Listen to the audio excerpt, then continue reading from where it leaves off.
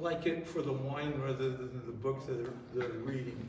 And a lot of my art collectors have collected pieces, and I have so many stories about, as people collect art, they become part of my family, and I just love sharing with them about what I'm making or what I'm doing.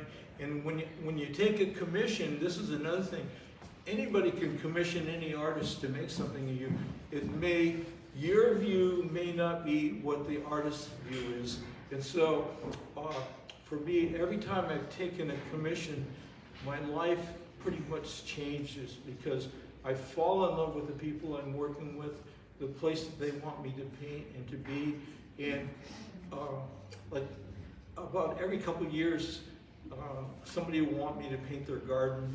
There's a list of people that want me to do it. And my wife always tells people, give him some money and he'll do it.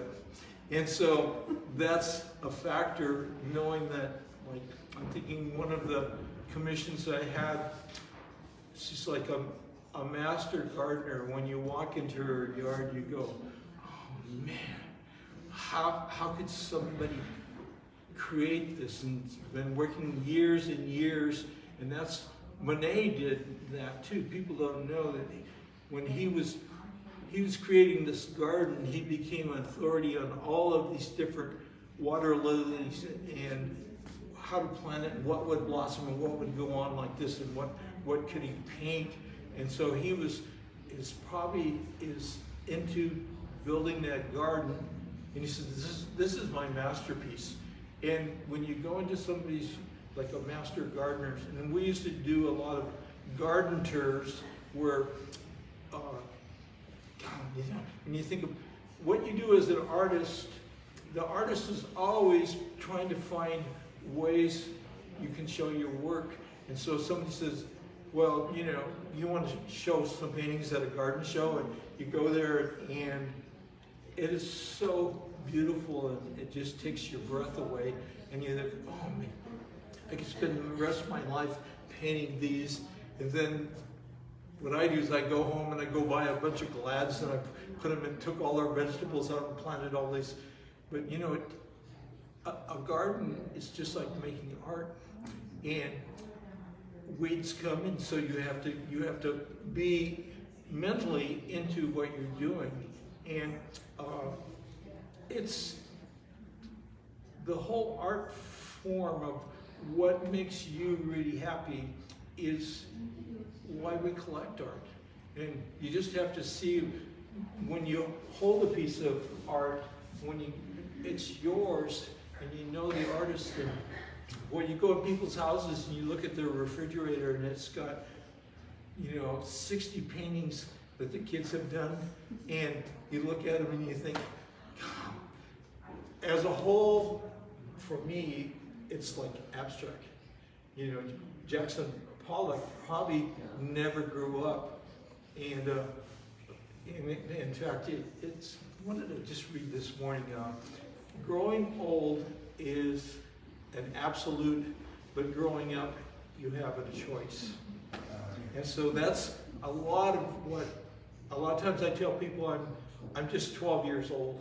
They ask how old you are, because that's how my brain works, is how to have fun, what can I make and what can we do. And my little granddaughter comes to our house, and her first thing she says, Grandpa, what are we doing? Not what am I doing, what are we doing? And so, like she told me the other day, Grandpa, let's just hang out because you and I are both pretty good artists. Where does she get that? She gets it because, and this is kind of the whole reason for having this talk, is to get people into being creative and looking at pieces. And it doesn't matter what medium you choose. It's even like, it's funny, I was just reading that men, when they're really good at cooking, people call them a chef, but a woman is still a cook. And I think, God, that's really weird, because there are a lot of really great women chefs. And But so that language we apply to our little kids and to everybody in general, because I think everybody, when you step in front of a piece of art, your brain's going, what's going on? What's going on? And you don't need a word to respond to it. You can respond in your heart. You either like it. In fact, one of our collectors, I always ask people, what's really great art and what's just ordinary art? And he says, well, this guy's a surgeon trained at Harvard, and he says, well, I like it. And that's what everybody, when you like what you collect and what you sit around, and we just got a message today, somebody sent me a message says, I just love our paintings. Every day I'm just so thankful that and they bought paintings maybe about 20 years ago, and I'm trying to think, what painting do they own? And so Carol, my wife, keeps a record of all the paintings I do, except sometimes I don't photograph them, I don't, and she'll say, where did this come from? And I go, sometimes I'll have boxes of painting. When you go out and paint plein air,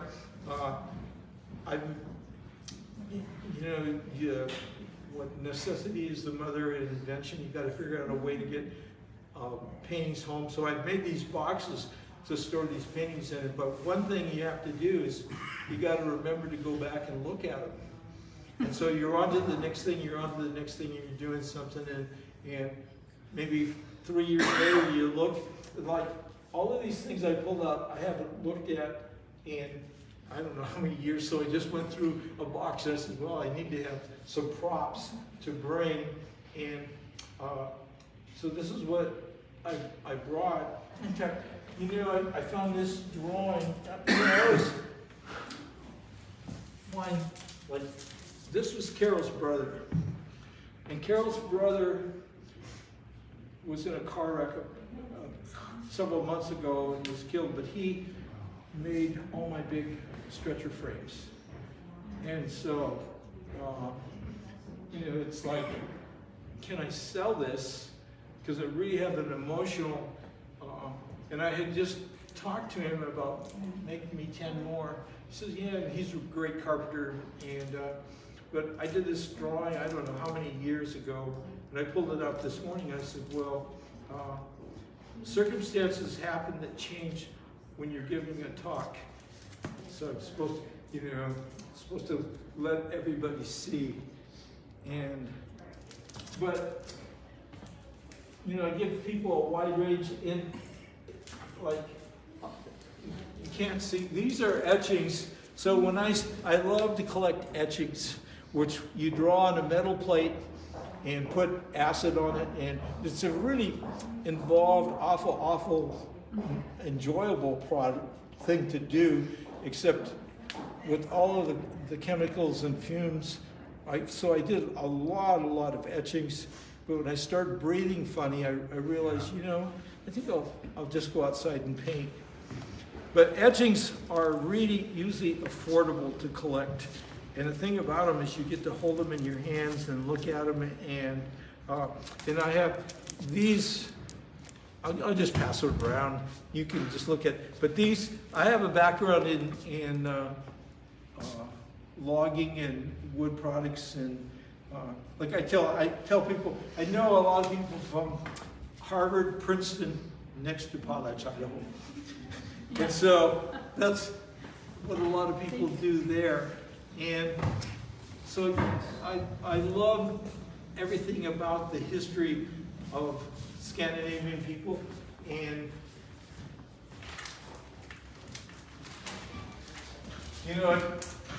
but essentially I like people to look at, you can pass these around. When I go out and paint, I usually paint on little 5x7s or 8x10s, and I time every painting I do. And because I'm the boss, that's what I want to do. I mean, I give myself an hour, and I can pass these around. the thing about art, you have to hold them and look at them, hold them in your hands and touch them and feel them, and that's kind of like once you get comfortable being able to really look at things and hold them in your hands, and you know that the artist has spent a lifetime, 40, 50 years of doing this. And people ask me to teach, and I'm not a very good teacher because I get sidetracked, and you have to really know what you're doing to be a teacher. I mean, when I could, like from Harold, I could change like that to be doing, people say, well, why do you do this? And I said, well, that's the color I had. Or I'll go to Spokane Art Supply in Spokane, and Ken there will say, hey, look at these colors. And I'll say, oh, wow, this is a new color. I says, yeah, go ahead. So I'll buy them and I'll try them. And like in the last, 5 months, I've got like 5 new colors that are just wonderful colors, oil paint. And people say, well, your palette's changing. Well, duh, I go buy different paint, you're going to get a different image. So learning to use those tools is, people will say, well, this day, this doesn't have the color of this day, or this has so much color. And every day when you're painting, even now you'll see the light will change. It's either cooler or warmer, or it'll change every 2 hours. And so whatever you're painting, in fact, I have some, I don't know if anybody knows Sergei Bongard. He's probably taught more people than you can ever imagine. But he's from Ukraine, and I just found out that somebody gave me this book, and so I've just gone through and looked at all of the Russian-Ukraine artists, and this is probably one of the best books in my life about really, like his first thing he says, anybody can be an artist, you just have to love people and love what you do. And he has really opened my eyes to really, and he ended up coming from Ukraine because his dad was in the Gulag and all that was going on, and his dad finally was released, and he says, you need to get out of the country. And so through a long story, which I'll make it short, he's on a boat with no boots, no shoes, so somebody had to give him some boots. He ends up going to Hollywood, well, it's a real long story, but anyway, he met Humphrey Bogart and a few other people, and they wanted him to teach him to paint. So pretty soon, he had schools, people coming, and there's lots of artists. Dale Gish, who shows paintings here, learned from him. But he ended up in Rexburg, Idaho, and he says it's just like Ukraine. But I'm fascinated by the light, the way Russian and Ukraine painters see the light. And this morning I got to thinking, all the things that are happening in Ukraine and Russia, and all the things that have happened, they've still produced beautiful, beautiful art, despite the politics of everything. And so I thought, wow, what's going on here in America? This is really an opportunity for me to really pay attention to whatever God puts in front of me, and I just go paint it. And so, how long have we talked? 40 minutes. So everybody can have all the questions they want, and I probably won't answer them with the right answer you want. But anybody have questions? What keeps you up at night? Trying to figure out how to modify my easels. And, I really don't sleep very much because I'm always thinking about, and I've been trying to wake up every morning at 6 to read, and But depending on, if I've got a painting that all of a sudden it just clicks, and a lot of times I try to do every painting in one shot, and I find just about every time where I let it drag, it's like having a honey-do list. When I figured out I think it's easier to do a new painting than try to fix one. And and a lot of times I've thrown paintings away, and my wife will pull it out and save it. And we're our worst critics. And so when I'm working at night, a lot of times when I was printmaking, a lot of times when you pour, you always have to, I have like 2 etching presses, woodblock presses, and when you have a show, you would be staying up all night framing, matting, getting everything to go. And I used to tell my kids we were camping when we'd sleep in the van going to Bellevue, but that's what you do because you love to do it, and then you have a family that supports you and thinks this is really cool. In fact, I was just talking with my granddaughter about going to the water park. And so little kids have a way of perception, and she just leaned over and said in a really soft voice, she says, "Grandpa, it is so cool there." That's how I think when you respond to art, when you look at it and you say, man, this piece is so cool, so much fun, that's how I want people to look at life and look at art and look at this, how much work goes into making the opportunity for Coeur d'Alene to have one of the best galleries that I've ever worked with, that bent over backwards. And I think, God, I am so lucky to know these people.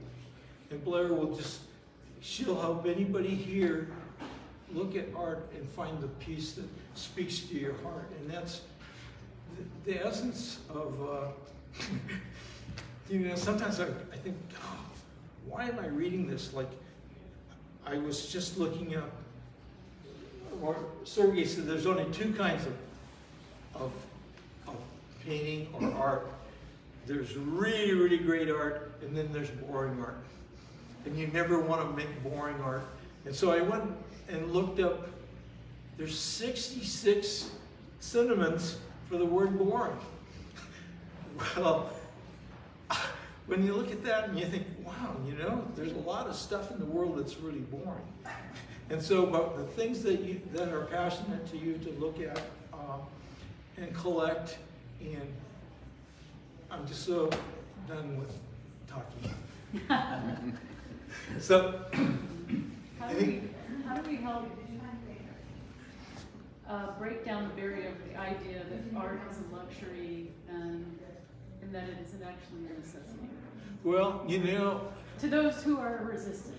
Well, I was raised in that environment, and I'm an artist, so. So I had a friend that had a poster in her bathroom, and she's an artist, and she has this lady sitting on the couch with no clothes on, and there's painting all over her walls. And she says, when you love art, you either buy art or you don't buy anything else.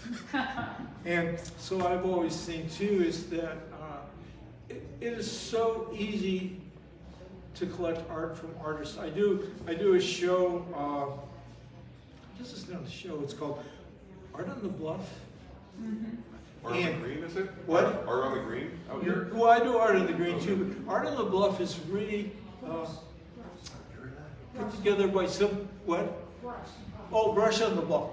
By some little kids that grew up with my kids, and they're artists. And so the Bluff in Spokane is like it's just a nature preserve, and there's all these trails, and they do, Jeff Lambert is a really good friend of mine, and so he's like the president.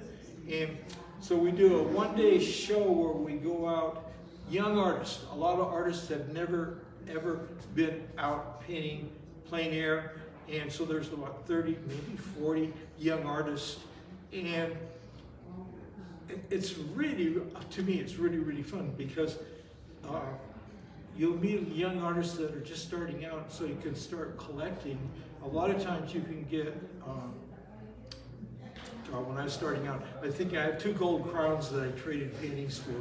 Well, so you can start building a collection, and even like I think Mark Twain said, you know, a compliment is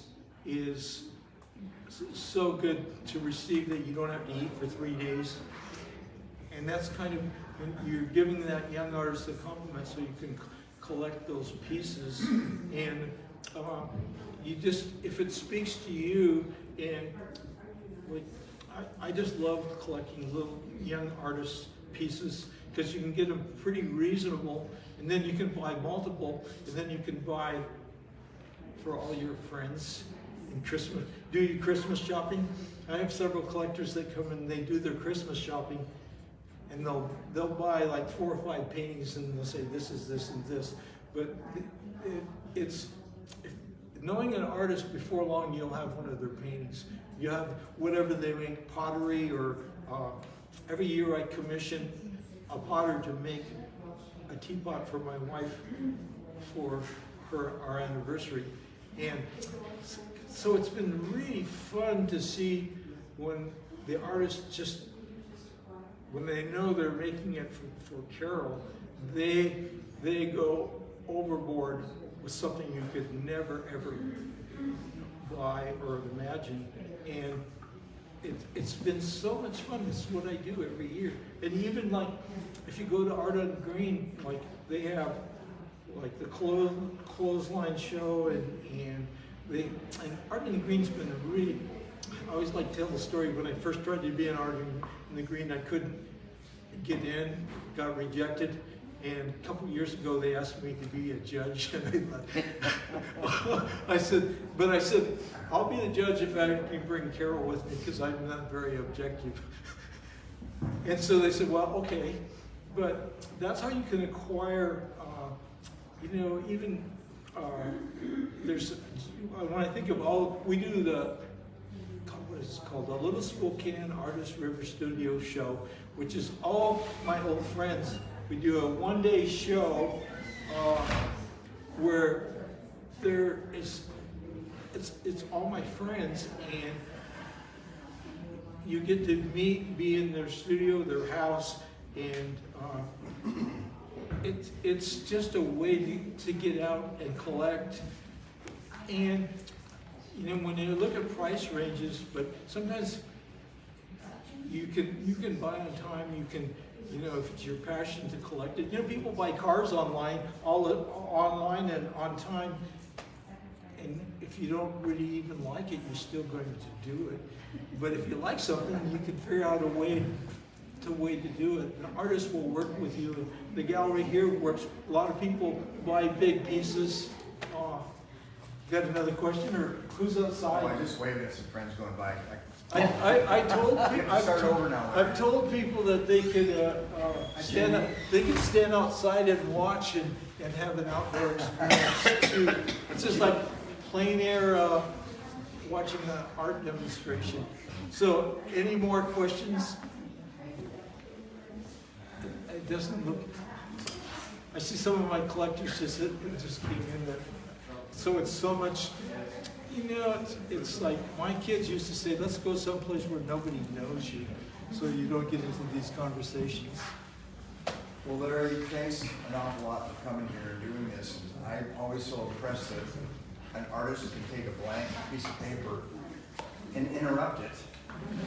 Oh yeah. And at the end of the day, you got something there. I don't know how you have to start.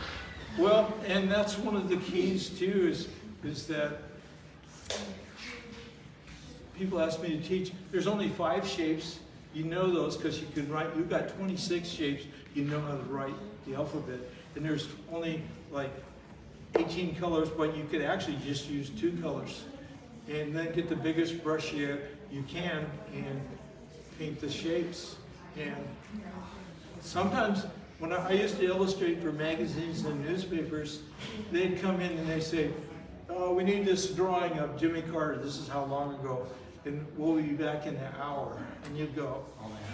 So if you turned it upside down and you just draw the shapes, and what Sergey says, it takes the same amount of attention to paint a cucumber as the president. And that's one of the reasons Sergey was so popular, because he saw the humor in everything. And he would just make, like what I tried to do with this talk, to make it fun and make people interested in collecting art, looking at art, and knowing that when you look at art, look at a painting, you're not going to die. I watch in art shows a lot of times, I will watch somebody go, "Oh man, please don't make me look at that." Because his wife does, she knows everything about art. But I always try to introduce people to hold this painting, look at it, feel it. I think one last story, this is the best story.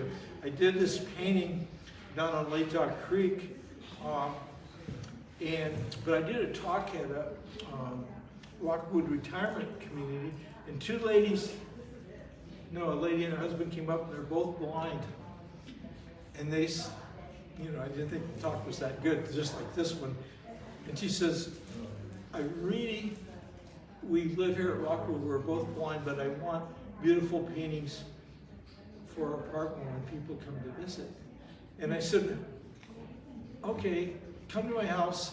And then her daughter, somebody brought her to her house, and I brought out paintings, and I had this painting of Latah Creek, and it had oranges and blues, but it had a lot of impasto, a lot of texture. And so I had her feel the painting, and she had been able to see when she was younger. So I described the colors, and she memorized the colors. So when people would come to her house, she'd say, "I really like the way the blues go with the oranges and stuff." Amazing. And I was thinking, well, I must be a pretty good artist to sell a painting to a blind person. So, last story. That's pretty good. So, thank you for watching me online, and I hope, you can get dressed out in your pajamas and get going for Saturday. So, thanks, Larry. And you're an artist too? If I ever did any, I guess. What's your name? I'm Ray Prevost. Ray Prevost? Yes. P-R... Prevost.